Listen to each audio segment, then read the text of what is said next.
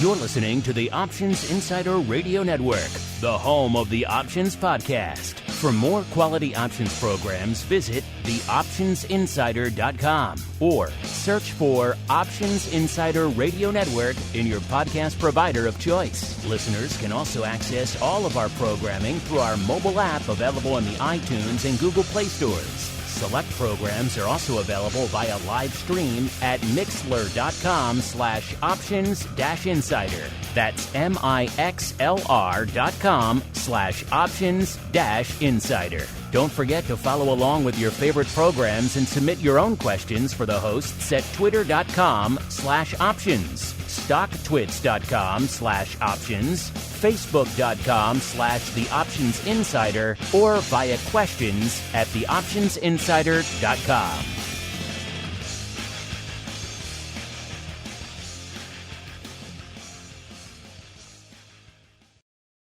It is a dangerous world out there. Volatility is on the rise, and your clients' portfolios are under assault from a growing number of threats. Simple diversification is no longer enough to shield the assets under your protection. Registered investment advisors, financial planners, and asset managers need a new weapon in their war on risk. Welcome to the Advisor's Option, the program designed to arm busy advisors with the information necessary to properly manage risk in this volatile environment. From options education, trading strategies and tips, to industry news and interviews, you'll find it all on the Advisor's Option. The Advisor's Option is brought to you by the Options Industry Council. The OIC was created to educate investors and their financial advisors about the benefits and risks of exchange-traded equity options. For more information on how the OIC can help you implement options in your practice, please visit optionseducation.org. The Advisor's Option is also brought to you by Option Research and Technology Services. ORATS is your source for options backtesting. It's where you turn your ideas into results. Founded on the floor of the SIBO over 2 decades ago, ORATS is a full-service option research firm focused on helping you develop options strategies in line with your investment objectives. With a state-of-the-art backtesting platform, scanning, and implementation tools, ORATS offers end-to-end option strategy development, making the whole options trading process easier. For information about backtesting, scanning options data, including dividends and earnings, visit orats.com or email Matt Amberson at matt@orats.com. And now, it's time to learn how to implement options in your practice. It's time for the Advisor's Option. All right, everybody. That music means we are back once again with the Advisor's Option, the program here on the network for you, the busy financial advisor or asset manager. We get it. You're busy out there dealing with your clients. At least you should be. These are pretty tumultuous markets we're all living through together. Luckily for you, we are here for you on the Advisor's Option. My name, of course, Mark Longo from theoptionsinsider.com. as well as from the ever-engaging, at least we tend to think so, Options Insider Radio Network. And joining me on the old program today, once again, our old friend, our partner in all things Advisor's Option crime, Mr. Matt Amberson, the principal over there at ORATS, a.k.a. Options Research and Technology Services. Mr. Matt, welcome back to the Advisor's Option program, sir. It's great to be here on my new microphone. Yes, you sound fantastic, sir. And it's great to be here. We have a sidekick, so I'm very much looking forward to having someone with us, Mark. This is going to be great. Yes, also joining us, we prefer not to call it the sidekick chair. We call it the guest chair. How's that sound?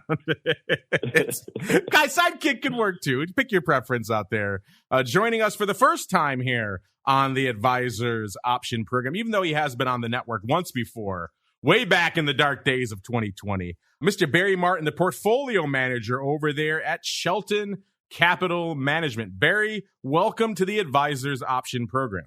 Hey, good to be here. Thanks, guys. And I like Sidekick. Sidekick works. You'll go with Sidekick? Okay. Whatever you prefer, we could roll with here at the end of the day. Barry, like I mentioned, you have been on once before, but it was on a different program, and it was quite some time ago. So for our listeners here on the advisors option, you are a newcomer. So let's start the way we do with all of our newcomers here. Why don't you give our audience a bit of an overview of your background in the financial space, as well as what it is you folks do over there at Shelton Capital Management? Yeah. Once again, my name is Barry Martin. I'm the portfolio manager here at Shelton Capital Management. Shelton Capital Management is a boutique asset management firm that's located in Denver, Colorado, but I'm actually out here in San Francisco.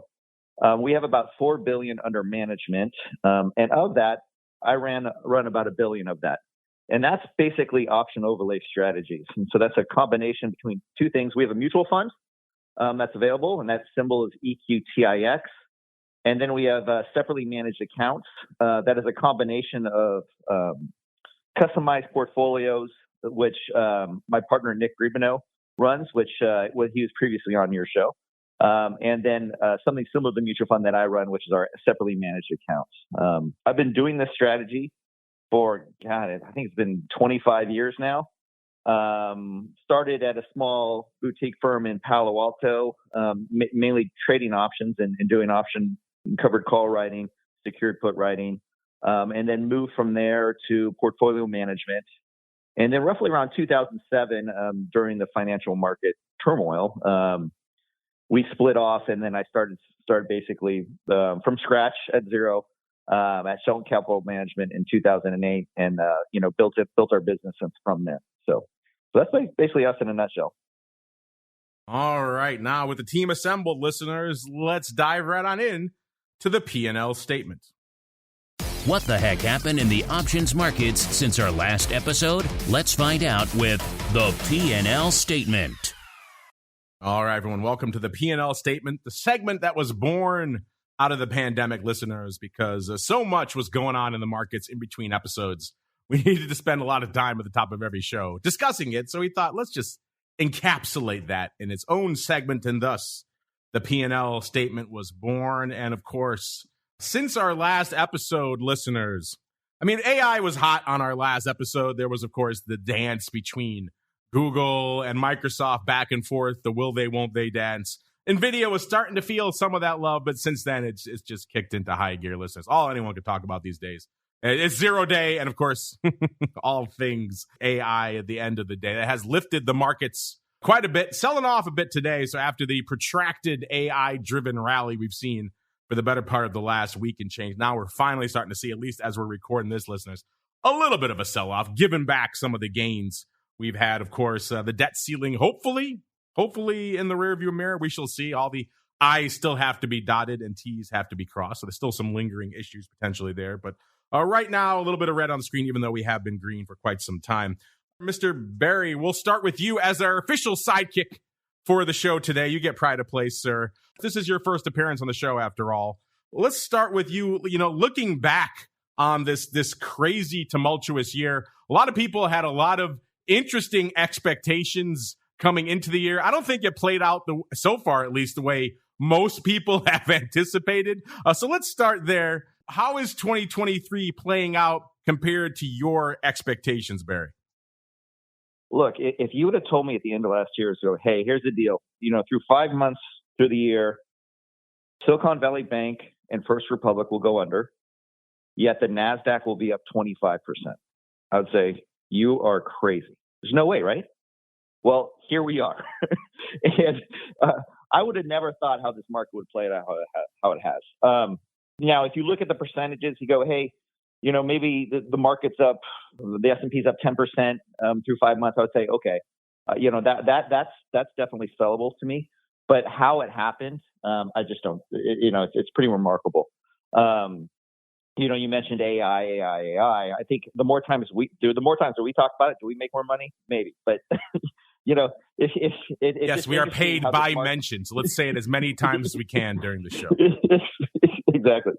And so, I mean, it's basically the market's going back to where it was with it feels like how it was with the FANGs. I mean, so now we have, instead of the FANGs, we have, what do they call it? The Magnificent Seven or something like that.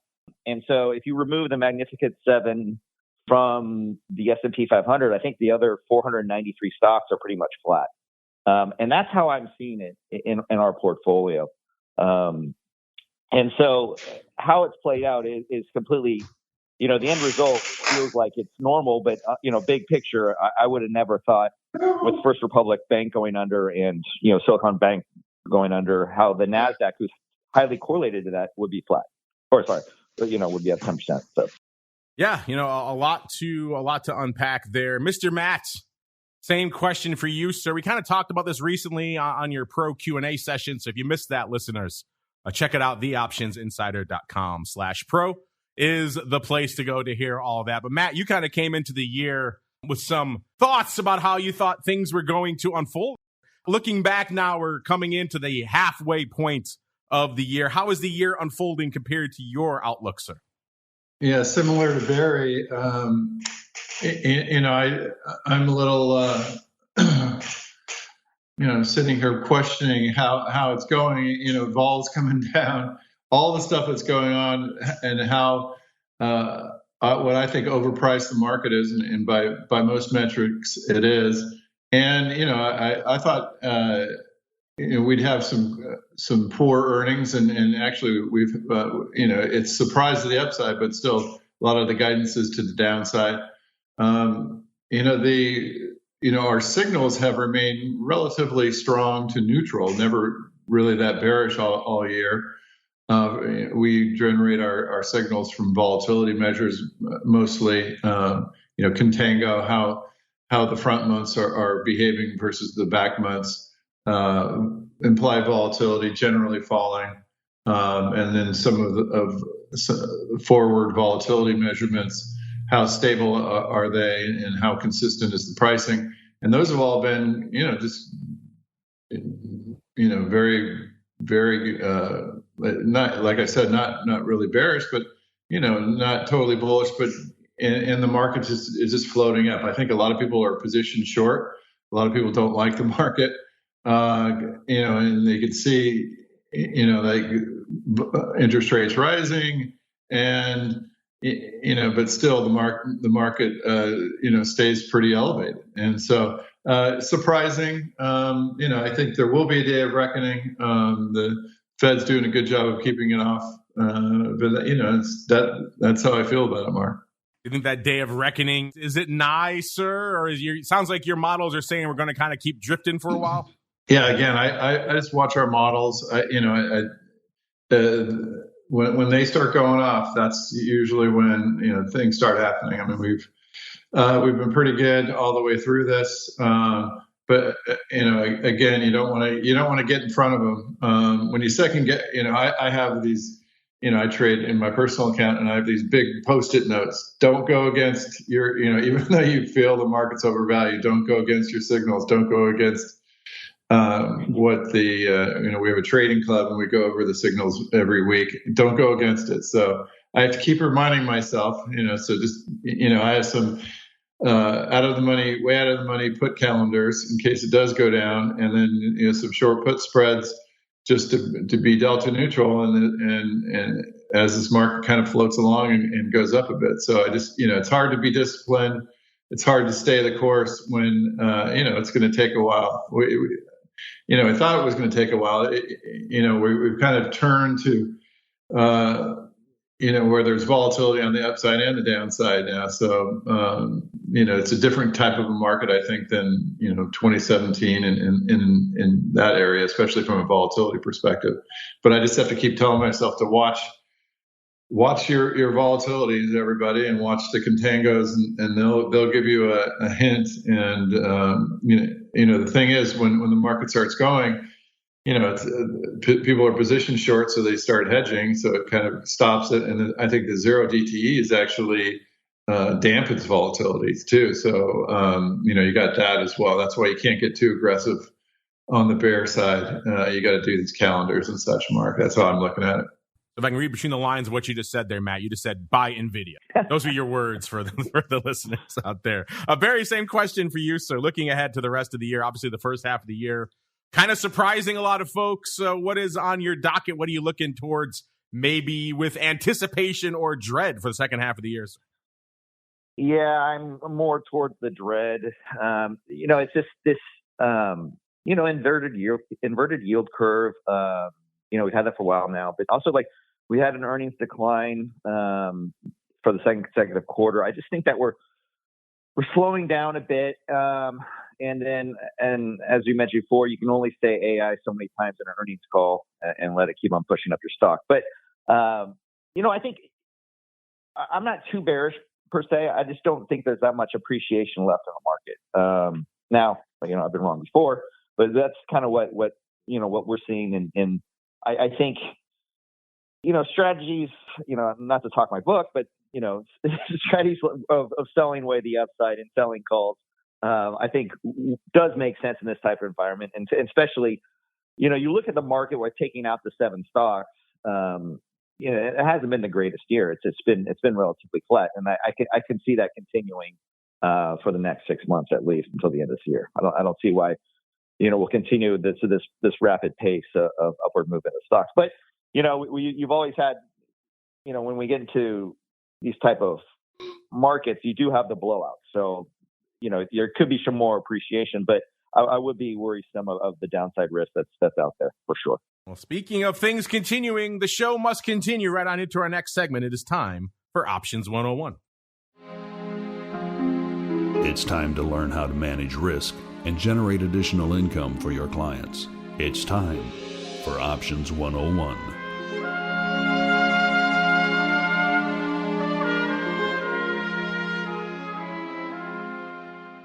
All right, everybody, welcome to Options 101, the portion of the show where we break down some options concept or technique or strategy and explain how you can utilize it in your client's portfolio. Since we have Barry joining us here on the show today, thought it'd be an interesting time to take another look at income. Income's a very important component to a lot of advisors out there. Many of you out there, when you're utilizing options, it is for that exact purpose. You're trying to generate a little bit of extra income, a little bit of extra yield for your clients out there through all the various strategies we've talked about many times here on the show in the past, the covered call, the short puts, all sorts of combinations therein at the end of the day. But now, as we're recording the show here, late May, listeners here in 2023, we are in a very different place than we were a few years ago. Rates back on the radar. The Fed very much back on the radar.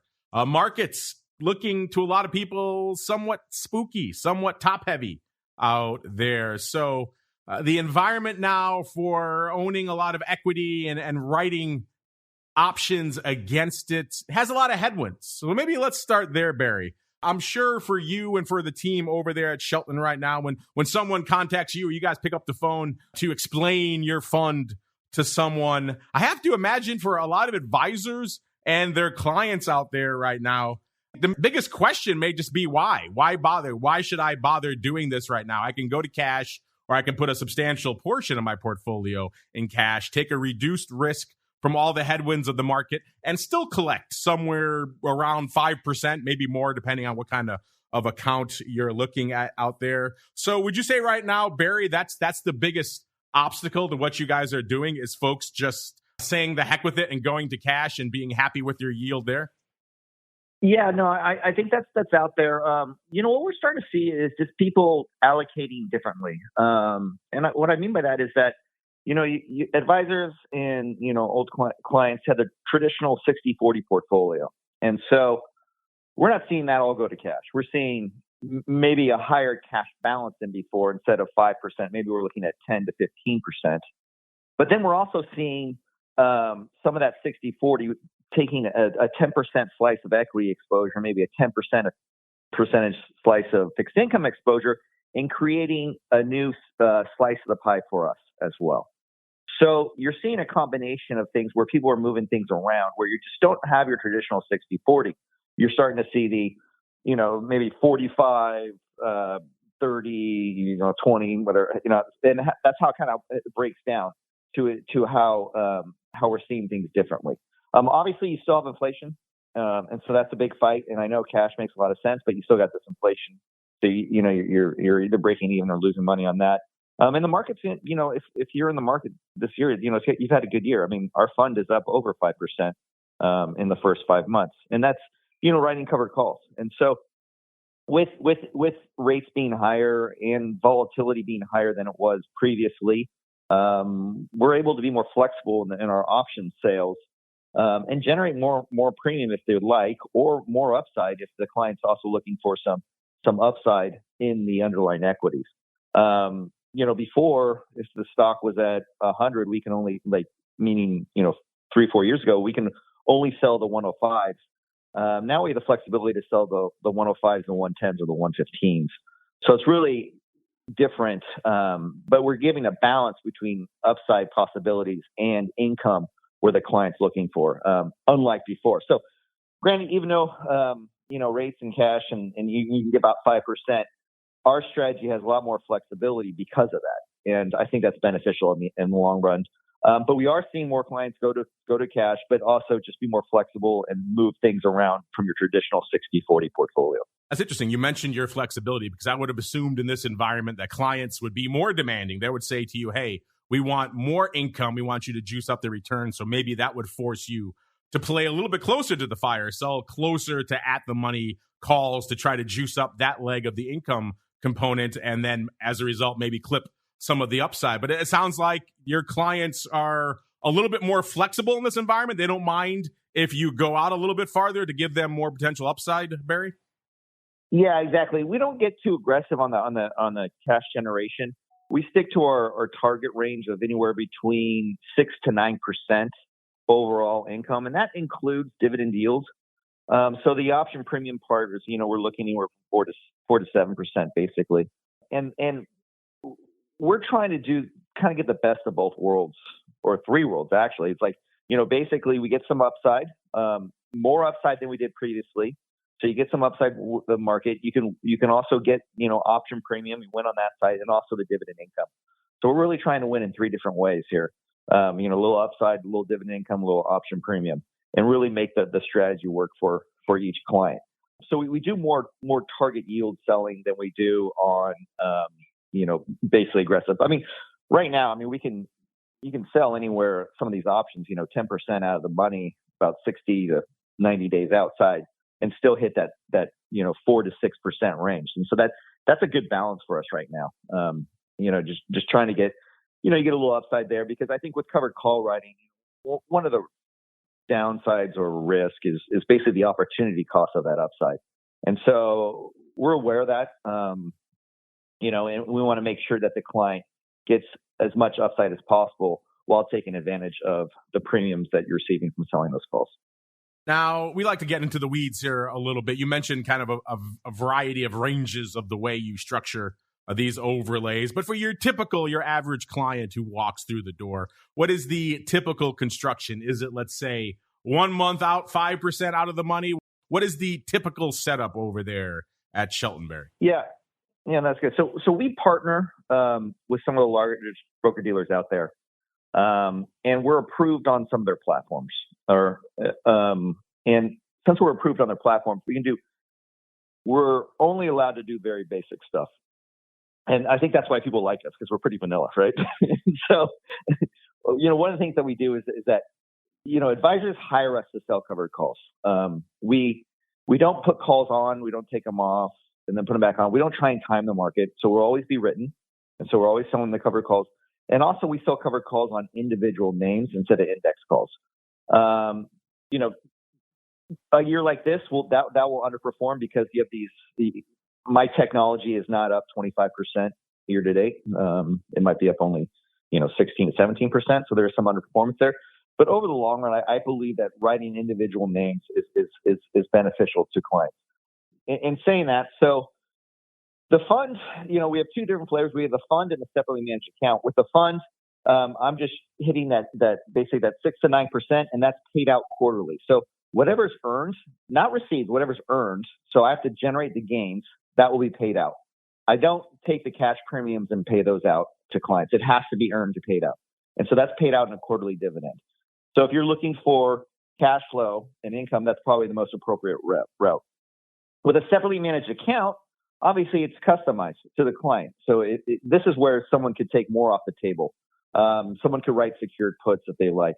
If someone could maybe just say, hey, I want to write, as far out as possible because I'm bullish on the strategy, or write them tighter. So in that case, we have it's more customized solution, and it's really, we put the ball in the advisor's court and say, hey, what are your thoughts on the market? What do you think? This is what we're doing. If you think this, then maybe this might be appropriate. So we really let the advisors dictate the relationship and what we're doing.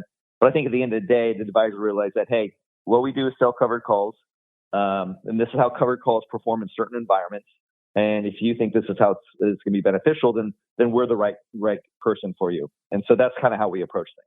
Matt, same question for you. You and I have chatted a few times recently about your optimal structure for covered calls, most recently on your Pro Q&A session. I know for a lot of last year into the beginning of this year, you were starting to dial it back a little bit. You were moving those covered call strikes as far out of the money as possible, or maybe even selling call spreads, not just covered calls, because so much of the returns of the strategy was coming from the upside of the underlying, not from the income side. These days, as you mentioned at the top of the show, things are a little bit topsy-turvy out there. Markets maybe a little scary for people out there right now. We also have vol not really giving you a lot of reward for that income component. Vol kind of across the board, most of the major names hovering at or near 52-week lows right now. So not a lot of juice for the squeeze out there. So how are you adjusting your approach to covered calls in this environment, Matt? Yeah, I mean, we obviously do a lot of back testing, and we look at the skew too. The skews come up as important. So at the beginning of the year, it was quite flat, and I'm wondering how that might have affected what Barry's doing, because since it was so flat, meaning the puts and calls were closer together than in volatility terms than usual. As a matter of fact, it was about as low as that we've seen it, and we were on the show talking about that. So that's a good time for selling calls, and I think that's why Barry could get sell those 110s and 115s when he could usually only sell the 105s. So we saw that the cover call was a little bit juicier at the beginning of the year, but since that vol has come down and the skew has gone to where the puts are a higher vol and the calls are a lower vol, so it's a little bit more difficult. In these regimes, like a call spread, since you're selling closer to the money and then you're buying a farther out strike with the skew so steep, you could get some benefit from a call spread. And one of the things that I like to do is Barry doesn't time the market, but my personal matter, unless it's probably a separate managed account, but we look at how, like, we have these huge backtest databases, and we look at, okay, let's look at all the bear markets and let's see which call spreads did the best and had the least drawdown and had the least bad months. So, I'm doing a lot of that to find a strategy that won't bite you, but still performs in these, in these markets. And, what we find is there's, you have to use exit rules pretty fastidiously. If it's running against you, get out of it. Like, what I'm curious to maybe hear what Barry would say about, some of the back testing that we've done. The stocks will have their biggest up moves. It'll only be a few days, and if you miss those days, you miss quite a bit on a percentage wise of the upside that stocks have enjoyed. So call spreads are a way to do it. Being nimble is another way to do it. Potentially finding stocks that we often would characterize stocks that don't gap like that. And then Barry was talking about dividend stocks and option premium and appreciation as all part of what he's serving out. So that seems interesting to me. I worry about that big gap move up where you might you have a chance of losing a lot of what the stock gains. And then, around earnings, what do you do? We've found that avoiding earnings is sometimes helpful. So those are the things that I look at, and those are the approaches I take to the call side, Mark. Well, Barry, he raises a good point.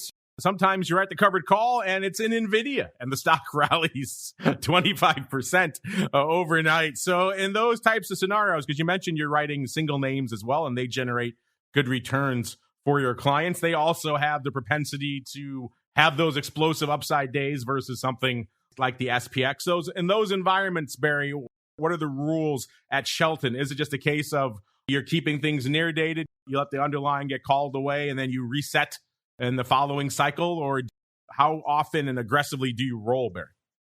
Yeah, so that's a good question. So how we attack that is that, once again, it goes to the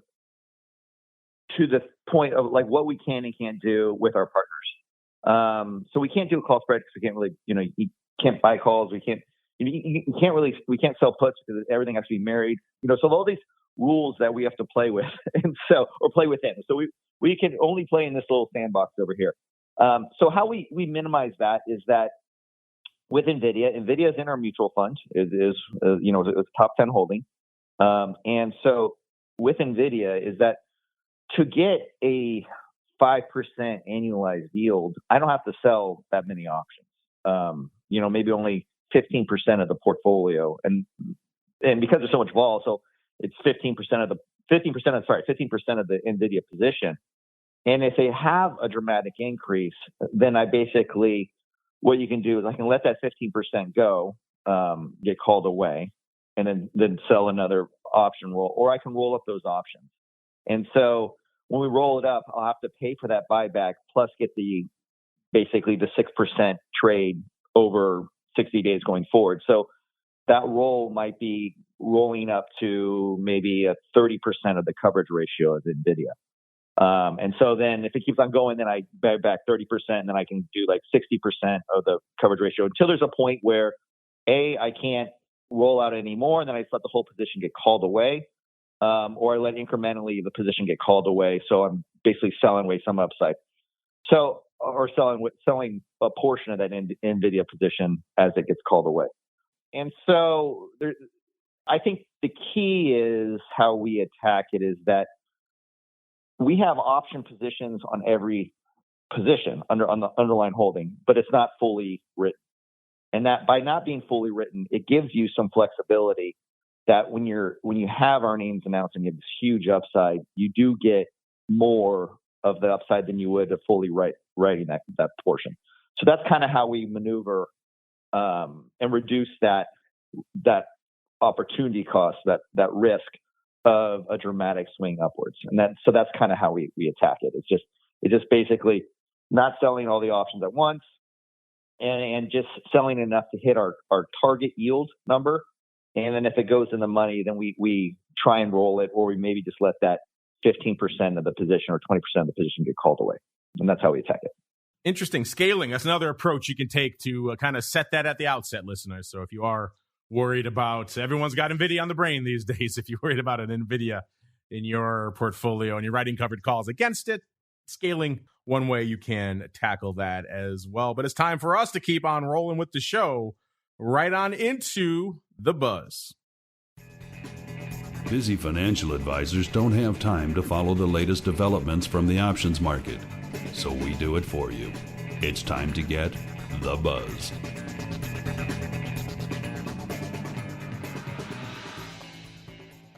All right, everyone, welcome to The Buzz, the portion of the show where we break down all the big headlines, developments, the top stories making the rounds over here in the world of options and derivatives. Maybe you missed them. Again, you're busy dealing with your clients. They all want you to buy NVIDIA or maybe bail on NVIDIA today. So we got you covered with all the options going on here. And a topic, a story we've been debating here ever since the onset of the pandemic has been this options tsunami, this tidal wave of volume that has struck the markets, just exploding year over year, every year since the pandemic, a new record, over 10 billion contracts going up last year. Just ridiculous volume across the board.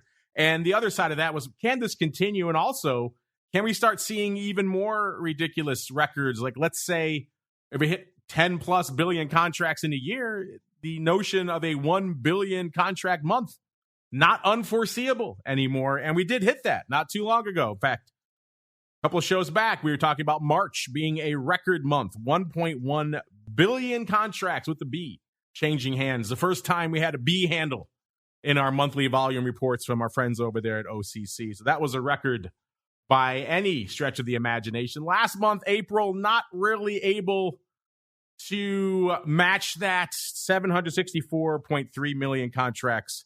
That month was actually down 2.4% from April of 2022. So intriguing. We had, of course, the banking crisis really driving a lot of paper, a lot of concern, a lot of volatility throughout the month of March. That didn't really carry over into April. Now, as we're recording this, listeners, it is the last day of May, so we'll know by tomorrow how we're looking here for this month. I'm trying to see if I can run some scans here while we're talking to get some up-to-the-minute numbers here from our friends over there at OCC. And intriguing stuff nonetheless, but the question now remains, here we are, May, a debt debacle driving everything, of course, now NVIDIA and AI driving a lot of upside. But usually when we see these lingering concerns hanging over the market, like the financial, or I should say the banking crisis back in March, and maybe now the debt ceiling debate / debacle lingering for the better part of the month of May, would that be enough to drive us back over that 1 billion mark and keep us on the path towards yet another record year? Barry, we'll start with you as our guest / sidekick on the show today. First off, your thoughts. We're just coming off a couple of months ago, a ridiculous record month, 1.1 billion contracts on the tape. Did you ever think we would see that at least this quickly, this soon here in all of our options lifespans? And then B, looking at this month with all the madness unfolding, do you think we could possibly threaten that level again? You know, it is crazy to think back on it. You know, I've been doing this for 25 years. I think where we're at with the options trading and how much it's increased over that time. And, you know, it's just becoming more popular across the board. I mean, 10 years ago, people really didn't know, like friends and family didn't know what I did. And now they're talking to me about options at the dinner table, which I think is very interesting, right? So we're starting to see that happen more. And also, you know, in regards with advisors, we've never seen our strategies be more popular. And not necessarily, I mean, we're already getting inflows, a lot of inflows, but we're also just a lot more calls, a lot more notifications. It's just becoming more the norm. And I think that's a lot of help to people like yourself. Thank you for you know, getting the information out and education out there. And it's just, you know, the advertising and just the ability also for advisors to see the benefits of using options in their practice. And that flows down to, you know, basically clients. So I think before, institutions always, you know, delved in the options market and derivatives market, but now we're starting to see advisors add way more to their books, and they're seeing that, and also with the end client. And so I'm obviously happy that people are starting to use it. Maybe my strategy isn't, you know, right for everyone, but you can't say that about derivatives itself. I mean, there is a place. It's a good toolbox for advisors to have. Whatever you're looking to accomplish, you know, the use of derivatives is an appropriate measure and an appropriate way to get to the client's goals. Mr. Matt, same question for you, sir. You're out there when you're not talking to us on the show every month. You're out there tracking and crunching the numbers for yourselves. So you may have a little bit more insight into how we're trending. Is May, the debt ceiling debate, is that enough to keep us afloat and potentially threaten that record level again? Or are we trending back down, Mr. Matt? No, we're heading down. I mean, if you look back, you know, I'm looking at our charts and the volatility that we had back in April and May. I mean, we went down from, you know, 450 to 350 from April to June, and that caused a lot of volume. And then, you know, with this, you know, we're just kind of sitting here bumping around, and that's not going to cause a lot of volume. So May is going to be down. April's a bit down. But if we get any volatility, you know, that's when people just step in. I mean, you talked about a big March. You know, we had a huge day, you know, March 10th when the market again fell out of bed. So, you get volatility, you get trading.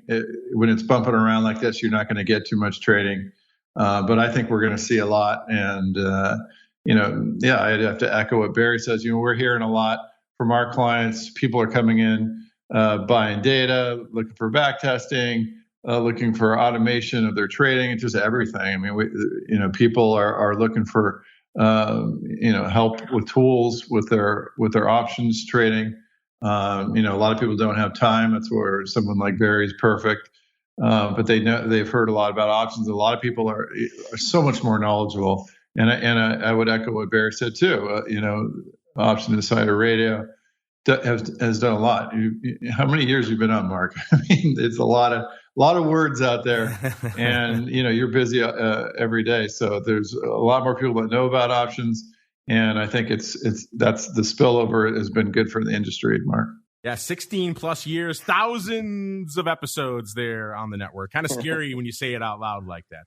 Maybe we're conspiring to calm people down here on the show because the market rallying about 20 handles in the S&P since we started talking. So maybe calmer heads are prevailing out there. We don't have our buddy, Mr. Cott, joining us. He's usually our options man about town, the guy who attends all the conferences, all the events to give us the lowdown on what's happening there. So I will take his place this episode because in between last episode and now I did attend the annual Options Industry Conference, aka OIC.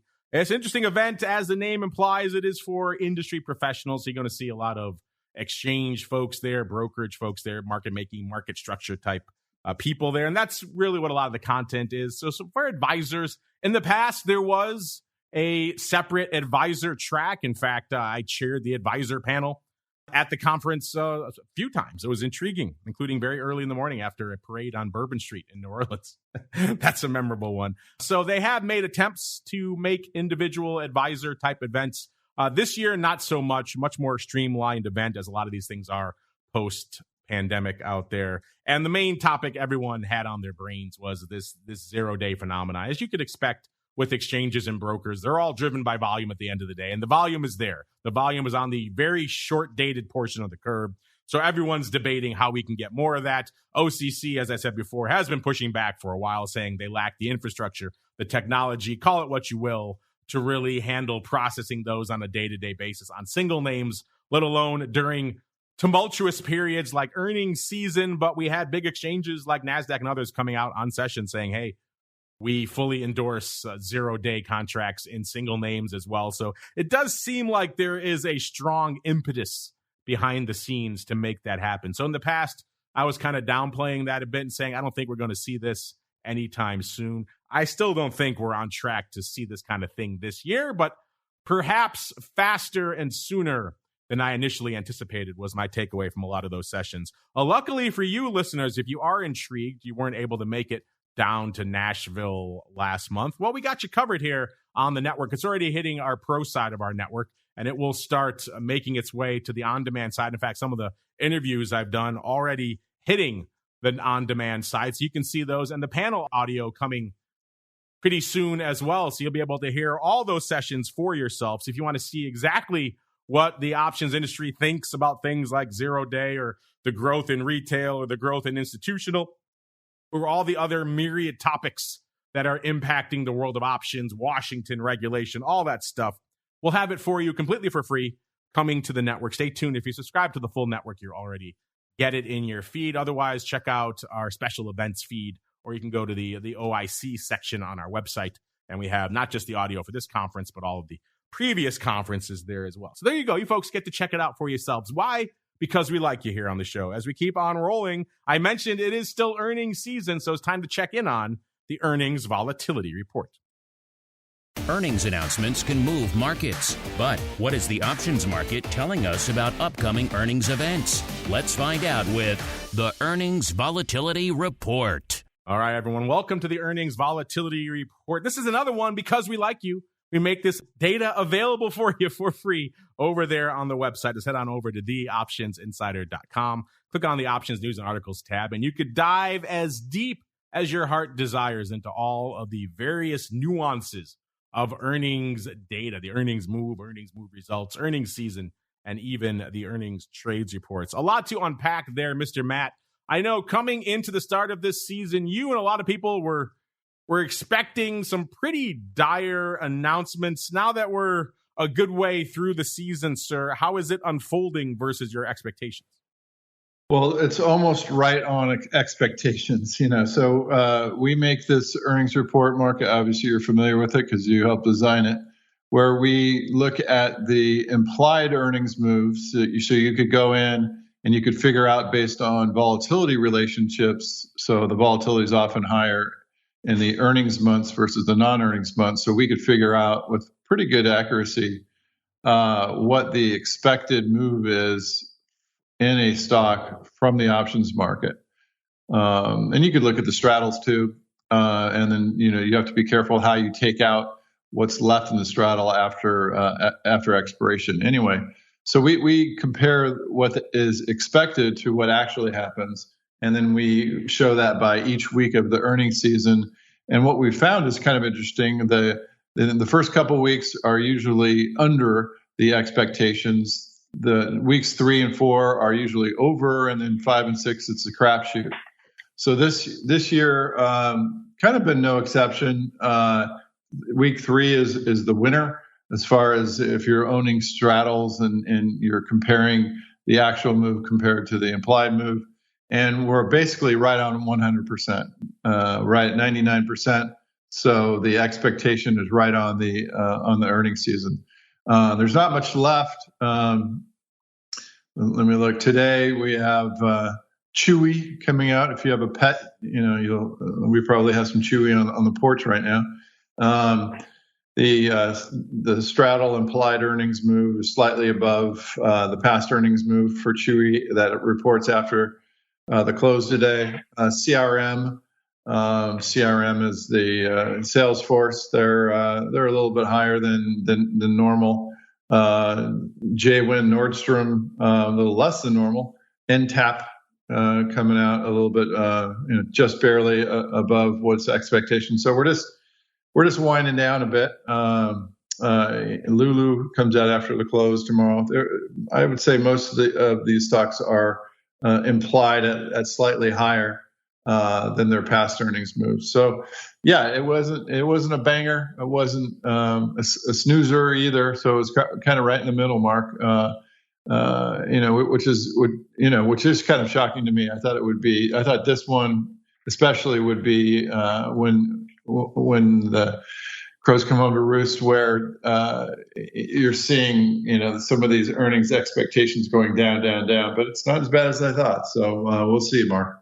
Barry, same question for you. You mentioned earlier that you enjoy writing covered calls on single names to capture some of that additional premium they offer. A lot of that coming during periods like right now, which is, of course, earnings season. What is the impact of earnings season and indeed earnings volatility on how you structure your overlays, Barry? Yeah, well, my NVIDIA calls are in the money, first of all. I think everyone's are these days, Barry.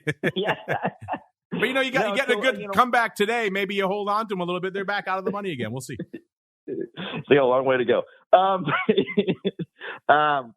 So we're typically writing shorter day calls. So when we're selling these options, earnings obviously has a big factor in the options that we sell.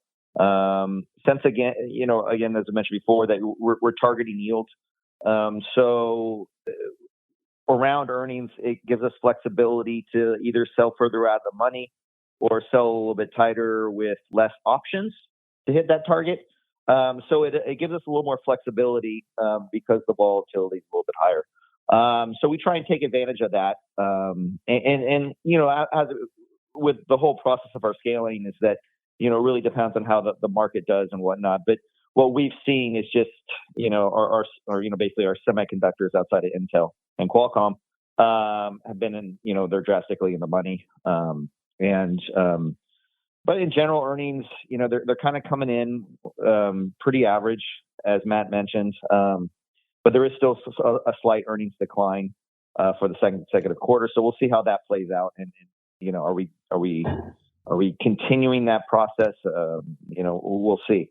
But yeah, typically with the options that since we have single names on the options, and we're always selling calls on the underlying equities. It is definitely a factor in what we're doing, but we try and take advantage of that as much as possible. All right, listeners are coming up against it. Got a little bit of time left in the show, so it's time for your questions. It is time to start our office hours. It's time to answer your pressing questions about options. It's time to start our office hours.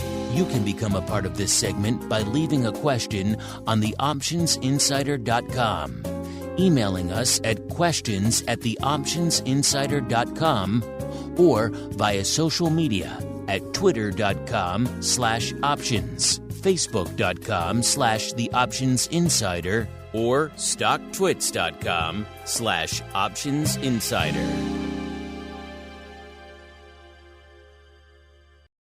All right, everyone, welcome to the Office Hours, the portion of the show where we answer your questions. We also occasionally turn a spotlight back on you, like we're doing right now with our question of the week.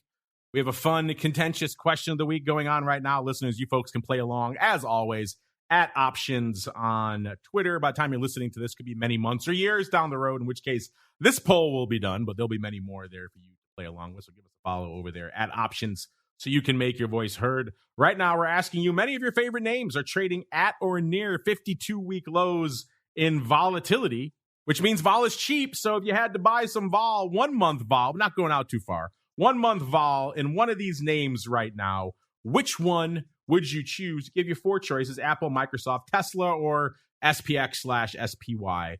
Mr. Matt, we'll start with you, sir. What are you feeling if you have a choice? B, what do you think our audience is feeling? And then C, we'll throw in a question as well, because we have a question specifically for you. This comes from Hot Prospect. I like that name. This is analogous to something we were talking about back on your Pro Q&A not too long ago. They want to know, what is the biggest surprise about options that Matt has learned from his years of back testing? Is there a strategy that surprised him with his outperformance or underperformance? So your vote in the poll, Mr. Matt. What do you think our audience is voting for? And then C, Hot Prospect wants to know if you've uncovered any interesting surprises from your years of back testing, sir. A lot to unpack here, but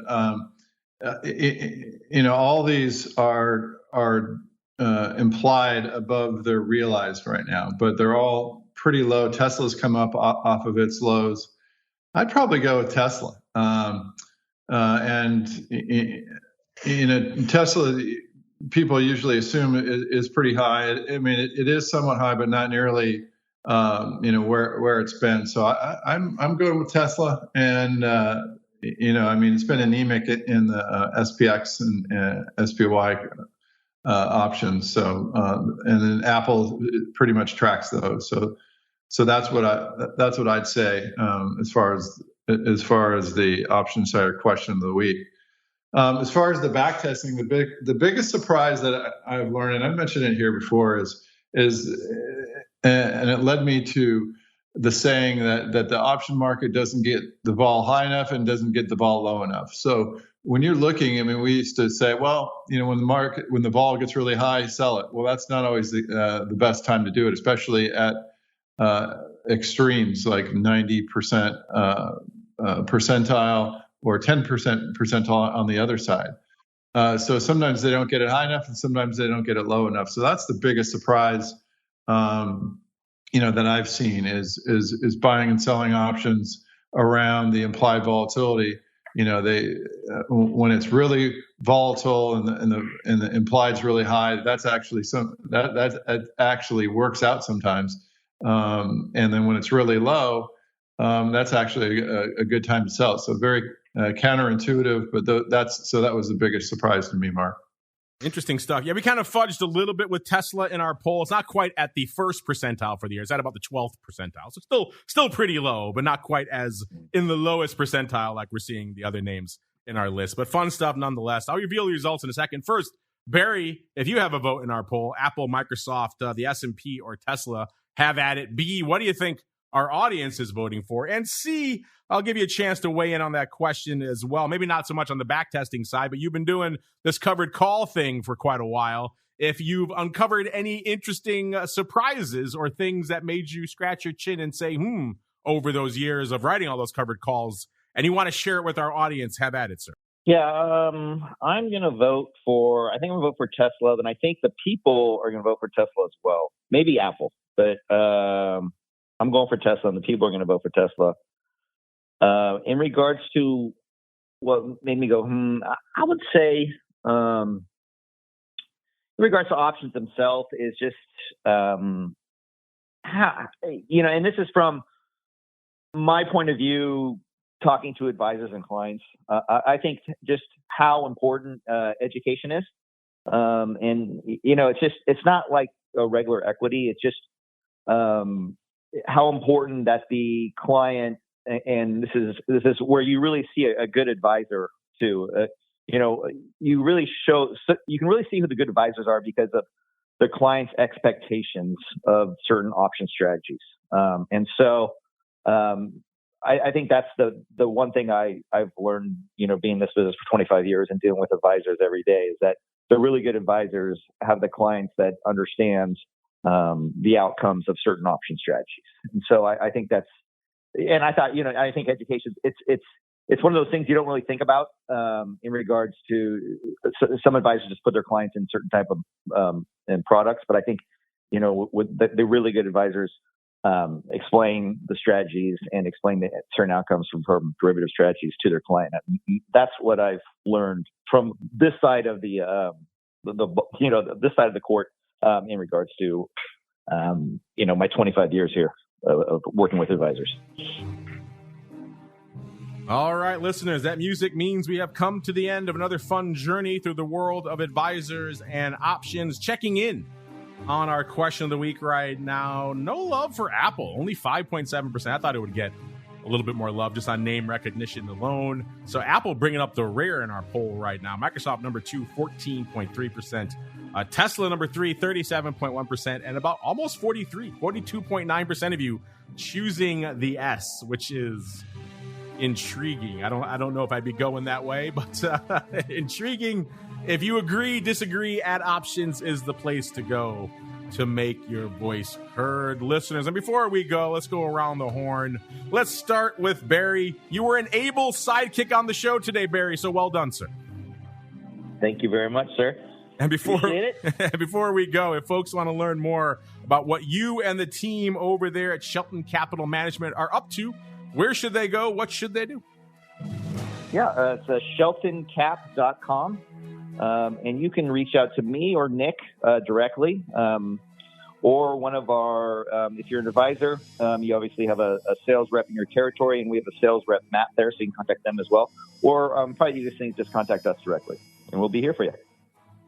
There you go. You're talking about Nick Griebenow. He appeared on the show back in November of last year, so a couple of hits for Shelton Capital Management. Check them out if you are intrigued by everything we talked about here on the show today. Income, how to generate it in these tumultuous times, an intriguing topic, I'm sure, for a lot of advisors out there. Mr. Matt, we just talked about all the data you guys are crunching all the time, the back test, the earnings, the vol. If folks want to check it all out for themselves, where should they go? What should they do, sir? Yeah, come on over to orats.com. My email is matt@orats.com. We're going to be releasing a pretty nifty back test. We're trying to get to 1 billion back tests, Mark, if you could believe it. Wow. So come on over and check that out. Should be ready in a month. How or two. close are we? How near are we to that? We've that got benchmark? only 20 million, but we only got the spice and only a few of the strategies so far. I thought you were about like 3/4 of the way there or something. We got a while. Yeah, we got a while, but you could see AWS smoking in the distance. That's ORAT's running back tests, so that's what we're up to. I'm going to dive in with Otto, and I'm going to drive that number up to at least 21 million. So how's that sound? You got it. All right, check them out for yourselves. You know where to go to find out more. Orats.com, ORATS.com, or give them a follow on Twitter as well at OptionRats, all one word. You like all this data we're talking about? They tweet all kinds of great stuff in between episodes of this fine program. And last but not least, don't forget our friends over there at the Options Industry Council. Check out what they have to offer on the education front. Optionseducation.org is the place to go to learn more. They also do an educational show on this network. You may be intrigued by it. It's called The Wide World of Options, where they dive deep into some educational topic. You can check that out. If you're listening to the full feed, of course, you'll have that available for you already. If not, you can, of course, subscribe to that on just about every audio platform under the sun. So intriguing for a lot of you out there. That's going to do it for us here on the Advisors Option side. If you're in our pro audience, you're listening live, you got a nice bonus coming up in about half an hour. I will be joined live by Mr. Dan to hold court for an hour. So 2 episodes back to back, another doubleheader of Options Boot Camp. So look forward to that. Should be fun. And of course, back again tomorrow, This Week in Futures Options, and episode 2 of the Option Block Friday. Of course, volatility views. And then after that, for all you pro folks, for options oddities. And then back again next month, already coming into June. Crazy.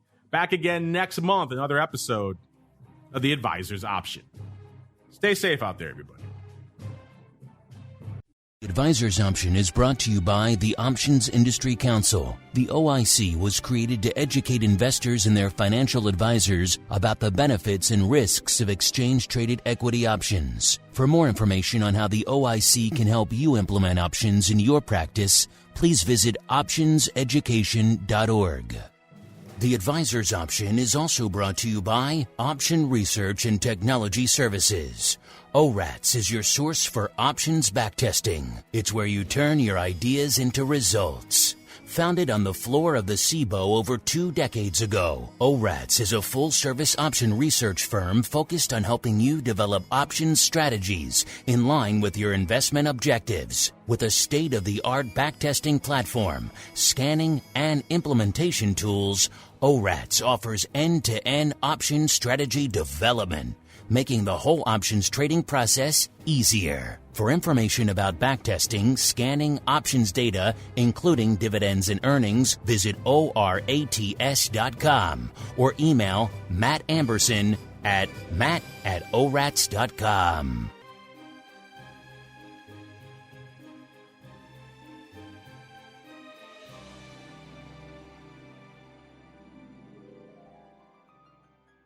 You're listening to the Options Insider Radio Network, the home of the Options Podcast. For more quality options programs, visit theoptionsinsider.com or search for Options Insider Radio Network in your podcast provider of choice. Listeners can also access all of our programming through our mobile app available in the iTunes and Google Play stores. Select programs are also available via live stream at mixlr.com/options-insider.